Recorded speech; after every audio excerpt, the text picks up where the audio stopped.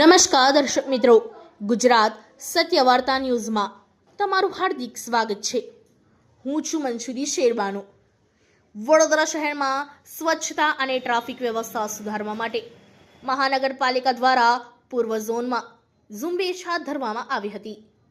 Municipal કમિશનરની ઉપસ્થિતિમાં ward number 15માં આવેલ ઉમા 4 રસ્તાથી પાણીગેટ સુધી વન ડે વન રોડ અભિયાન હેઠળ માર્ગો પરથી દબાણ દૂર કરવામાં આવ્યા હતા. ઝુંબેશ દરમિયાન રસ્તાઓની સાફ સફાઈ, ડિવાઈડરોની સફાઈ તેમજ ટ્રાફિકને સરળ બનાવવા જરૂરી કામગીરી હાથ ધરવામાં આવી હતી. આ પ્રસંગે પૂર્વ ઝોનના વોર્ડ ઓફિસર, પાણી પુરવઠા વિભાગના અધિકારીઓ સહિતના કર્મચારીઓ હાજર રહ્યા હતા. આ દરમિયાન શહેરમાં દબાણો તેમજ રસ્તા પરના ઘાસ અને રોડ સફાઈની અંગે પણ ચર્ચા થઈ હતી. કેટલાક વિસ્તારમાં રોડના ડિવાઈડરની સફાઈ ન હોવાના મુદ્દે મ્યુનિસિપલ કમિશનરે નોંધ લીધી હતી. તેમણે જણાવ્યું હતું કે તેઓએ વ્યક્તિગત રીતે મુલાકાત લઈ સ્થિતિની સમીક્ષા કરી છે અને સફાઈની નિયમિત ચકાસણી કરી તેને સ્વચ્છ અને કાર્યરત રાખવા સૂચનાઓ આપવામાં આવી છે. કમિશનરે વિશ્વાસ વ્યક્ત કર્યો હતો કે શહેરના તમામ જગ્યાએ દબાણો વહેલી તકે સંપૂર્ણ દૂર થાય અને જો કોઈ ફરી લગાવશે તો ફરી અમે દૂર કરીશું અને એમને અહેસાસ થવો જોઈએ કે અમે ખોટું કરી રહ્યા છે અને નાગરિકોને વધુ સારી સુવિધા ઉપલબ્ધ કરાવવામાં આવશે.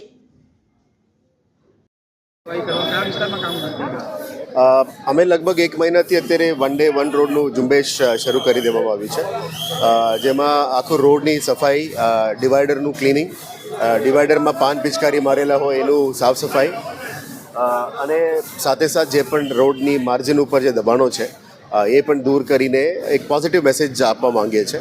જે ફૂટપાથ ઉપર ગંદકી છે એને ક્લીન કરીને, ત્યાં ઘાસ ઉગેલું હોય એને પણ ક્લીન કરવાનું. પબ્લિકને ચાલવા માટે છે ફૂટપાથ, દબાણ કરવા માટે નથી. એટલે ફૂટપાથને અમે કેવી રીતે ફરી ચાલુ કરીને દબાણ ફ્રી કરી શકાય એના ઉપર અત્યારે ભાર મૂકીએ છીએ. અને વન ડે વન રોડની કન્સેપ્ટ એ છે કે આખા રોડની અંદર સાફ સફાઈ થઈ જાય, ડિવાઈડરનું ક્લિનિંગ થઈ જાય, ગાર્ડનનું મેન્ટેનન્સનું શરૂઆત થઈ જાય, ઇલીગલ દબાણો થઈ જાય, આપણા પ્લાનિંગ અને બિલ્ડિંગ ડિપાર્ટમેન્ટ દ્વારા માર્જિન્સની માર્કિંગ થઈ જાય. એટલે અલગ અલગ વિસ્તારમાં અત્યારે કામગીરી ચાલુ છે.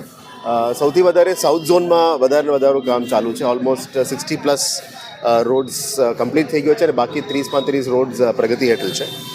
નોર્થ ઝોન, ઈસ્ટ ઝોન અને વેસ્ટ ઝોનમાં પણ કામ પ્રગતિ હેઠળ છે. અમે એક પોઝિટિવ મેસેજ આપવા માંગીએ છીએ સિટીમાં કે સિટીને સ્વચ્છ બનાવવાની કામગીરીમાં વીએમસી તો અગ્રેસર તો રહેશે જ, સાથે પોલીસ ડિપાર્ટમેન્ટ આપણને સપોર્ટ આપીએ છીએ. પબ્લિકને પણ જોડવા માંગીએ છીએ, કારણ કે આ ઝુંબેશ સિટીને સ્વચ્છ કરવાનું ફક્ત મહાનગરપાલિકાનું અથવા પોલીસનું અથવા એવા રોલ નથી, પણ તમામ સામાજિક લોકો, આગેવાનો આગળ જોડે, જે તે સોસાયટીઝના લોકો પણ રેસ્પોન્સિબિલિટી લે સૌથી પહેલાં. અને અત્યાર સુધી બહુ સારું સપોર્ટ મળી રહ્યા છે. વડોદરાના પબ્લિક બહુ સારા સપોર્ટ આપી રહ્યા છે, સારું પોઝિટિવ પ્રતિક્રિયા આપી રહ્યા છે. એટલે ઇલીગલ દબાણો પણ દૂર થાય છે અને માર્જિન ક્લિયર કરીને દૂર કરવાથી આપણા રોડ્સ ગાડીઓ ચાલવા માટે, રિવર બ્લોક અને ફૂટપાથ ચાલવા માટે અને નવા પાર્કિંગ સાઇટ્સ અમે ઊભું કરીએ છીએ. જે પણ વીએમસીની પ્લોટ છે એમાં પણ નવા આપણે કાર્યપદ્ધતિ શરૂ કરવાના છે, જેમાં વર્કિંગ વુમેન હોસ્ટેલ હોય, બાળકોના આંગણવાડી હોય, હોસ્પિટલ સેન્ટર્સ હોય, અમારા જે પબ્લિક સિવિક સેન્ટર્સ હોય, આ બધાની જે પ્રોજેક્ટ અત્યારે કન્સેપ્ટ ફેઝમાં છે એને આપણા વીએમસીની પ્લોટ્સમાં લાવીને સિટીની વિકાસ તરફથી લઈ જવા માટે પણ એક નાનકડો પ્રયત્ન છે. આ વન ડે વન રોડ કાયમ રહેશે, ઝુંબેશ ચાલુ રાખવાના છે, કારણ કે વડોદરાની અંદર લગભગ 4000 વોકિંગ કિલોમીટર છે. આપણે જે શરૂ કર્યા છે લગભગ 67 to 100 રોડ્સ હવે અત્યારે પહોંચ્યા છે અલગ અલગ ઝોનમાં. એટલે એક રોડ કરવાથી ધીરે આ એક સ્વચ્છતાનું મેન્ટાલિટી પણ લાવવાની છે. વડોદરાની પબ્લિક બહુ સારા છે અને પબ્લિકનું ખૂબ સહયોગથી આ કામને અમે આગળ લઈ જવા માંગીએ છીએ. અને મીડિયાના મિત્રો મારફતે પણ આ મેસેજ અમે આપવા માંગીએ છીએ કે આવો સાથે મળીને આ સિટીને અમે સ્વચ્છ બનાવીએ, અને વધારે સુંદર બનાવીએ.